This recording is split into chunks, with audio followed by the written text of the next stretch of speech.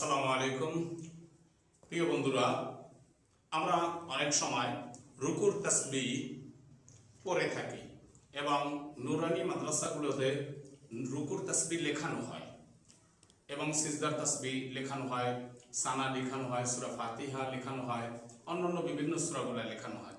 কিন্তু বাচ্চারা যতই সুন্দর করার চেষ্টা করে কিন্তু সুন্দর হয় না। সুন্দর না হওয়ার কারণ হচ্ছে আরবি লেখার সুবিধাতে আপনাদেরকে আমি দেখাচ্ছি, যেটা হচ্ছে যখন আমরা লিখব, আজকে আমরা রুকুর তাসবিহ লিখে আপনাদেরকে দেখাবো। তো রুকুর তাসবিহ লেখার সময় এভাবে সিন বা মুখে বলতে হবে এবং হাতে লিখতে হবে। সিন বা হা নুন, সিন বা হা নুন, এই যে এতটুকু লিখেছি।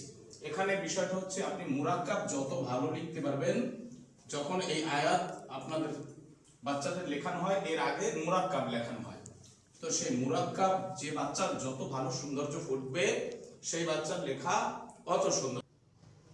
র বা ইয়া, রব্বিয়া, নকশা মুরাক্কাবের উপরে বাচ্চাদের ডিপেন্ড করবে কিভাবে আরবি সুন্দর হয়। তো আরবি সুন্দর হইতে হলে আগে মুরাক্কাব ভালো করতে হবে। যাই হোক, আমি আজকে আপনাদেরকে রুকুর তাসবিহ লিখে দেখাচ্ছি, পরবর্তীতে আমি আপনাদেরকে মুরাক্কাব, নকশা এগুলো লিখে দেখাবো এবং আপনার বাচ্চাকেও দেখাতে সুবিধা হবে ইনশাআল্লাহ।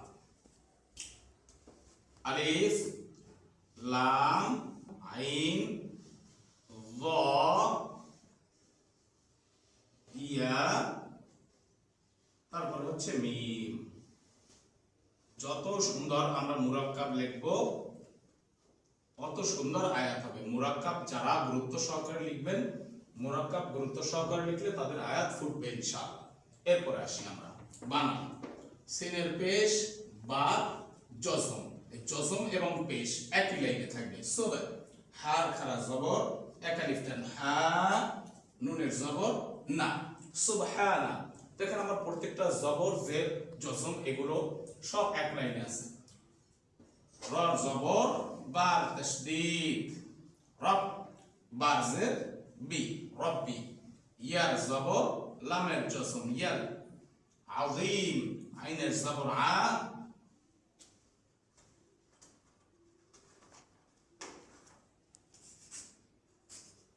আইনের জবর আ,